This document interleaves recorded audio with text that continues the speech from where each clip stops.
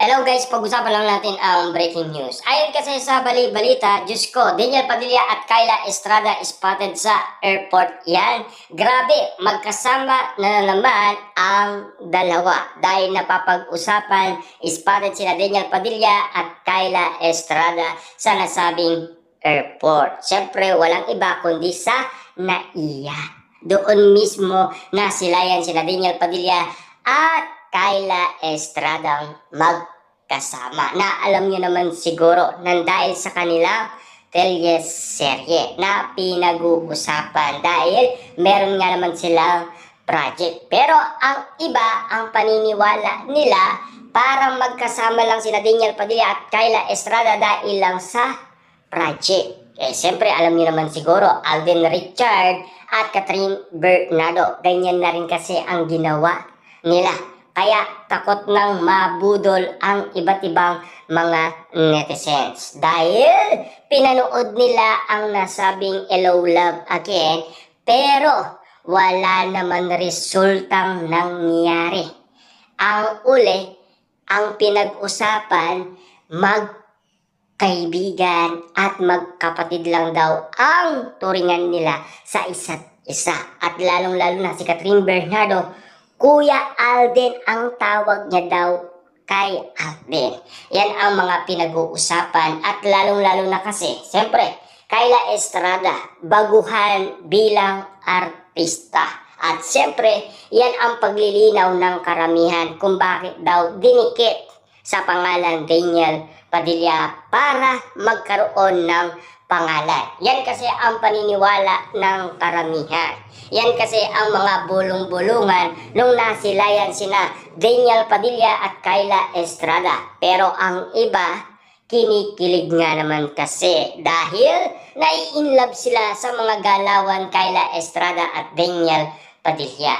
Na alam niyo naman siguro, may pasabog si Jay Costura patungkol sa relasyon nilang dalawa na magkakaroon ng third wheel. Yan kasi ang mga bulong-bulungan kina Kyla Estrada at Daniel Padilla ayon kay Jay Costura dahil sa kanyang paniniwala at sa kanyang nakikita sa kanyang prediksyon dahil sa kanyang panghuhula. At siyempre, pinag-uusapan si Daniel Padilla na magkakaroon ng panibagong sitcom. Na alam niyo naman siguro 2025 pa lamang nai-interview na si Daniel Padilla. At pinag-uusapan kung balak niya pa bang makagawa ng sitcom at kung sino ang makakasama niya. Pero si Daniel Padilla paulit-ulit niyang sinasabi ang project ng Katniel. Pero hindi ang After Forever ang naririnig natin, kundi ang sitcom na sinasabi umano ng ABS-CBN. Walang iba kundi ang After Forever na rin yun. Kasi tinatago lang ni Daniel Padilla kasi hindi pa naman anda si Catherine Bernardo. Lalong-lalo na kasi noong 2025, pumirma ang dalawa ng collaboration project kaso nga lang tutol ang pamilyang Bernardo. Nang dahil sa tinutulan ng pamilyang Bernardo ang project ng Katniel kung bakit na-cancel at nausog. Yan din kasi ang pag-amin umano ni Direk Cathy. At siyempre, tila naging independent umano si Catherine Bernardo na pinag-usapan na galit sa kanyang pamilya. At lalong-lalo na kasi doon na lumantad ang relasyon Mayor Mark Alcala at Catherine Bernardo ayon kay Ogie Diaz kung sino talaga ang tunay na minamahal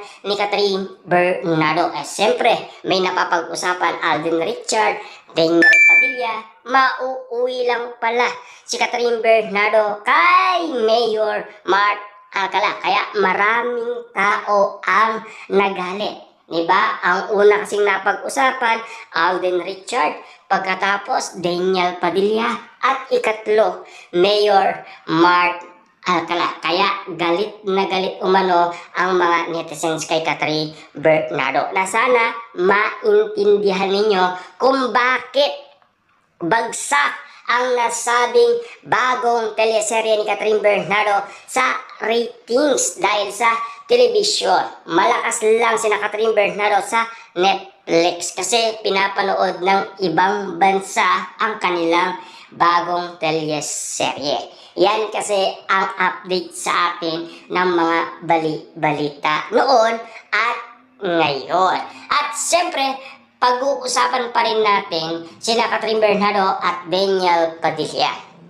Dahil mainit-init na ang mga issue ngayon na kumakalat sa social media sa pag-amin ni Direk Cathy, dahil alam niyo naman siguro, sabik na rin si Direk Cathy masilayan ang dalawa. Dahil usap-usapan kinikilig si Direk Cathy dahil sa pagpayag ni Daniel Padilla at Catherine Bernardo. Na alam niyo naman siguro, matagal-tagal na rin inintay yan ni Daniel Padilla ang pagkakataon makasama niya ang dati niyang kasintaan na si Catherine Bernardo. Yan kasi ang mga balita noon at ngayon. Na alam niyo naman siguro, sabik na sabik si Daniel Padillang masilayan si Catherine Bernardo at mayakap at makita.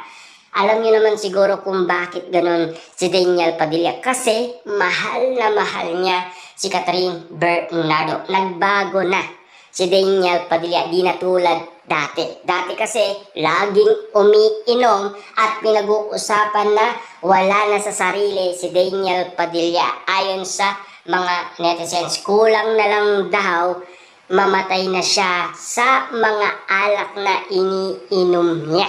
Yan kasi ang mga balibalita noon at ngayon na tila hanggang ngayon napapag-usapan pa rin ang balibalita kina Daniel Padilla at Catherine Bernardo na alam niyo naman siguro, ayon sa balita, mukhang minamadali ang nasabing project ng Katniel dahil sa tagal-tagal na kasing nakakancel at nauusog at lalong-lalo na kasi sa mga sinusuot ni Catherine Bernardo at Daniel Padilla, parang niyayakap pa rin nila ang isa't isa dahil alam niyo naman siguro mga regalo nila yon sa isa't isa na tila hanggang ngayon nagpaparinig na ang Katniel, lalong-lalo na sa kanilang new look na nakita na noon pa man na magkasama sina Daniel Padilla at Catherine Bernardo. Kaya nga naman kasi masiglang masigla at sabik na sabik ang mga Katniel fans at abangers na rin sila sa bagong movie ng Katniel kapag ito ay nasimulan na. Kasi alam niyo naman siguro, matagal-tagal na rin silang nag-iintay kina Daniel Padilla at Catherine Bernardo. Kaya nga naman kasi sabik silang masilayan muli sina Daniel Padilla at Catherine Bernardo.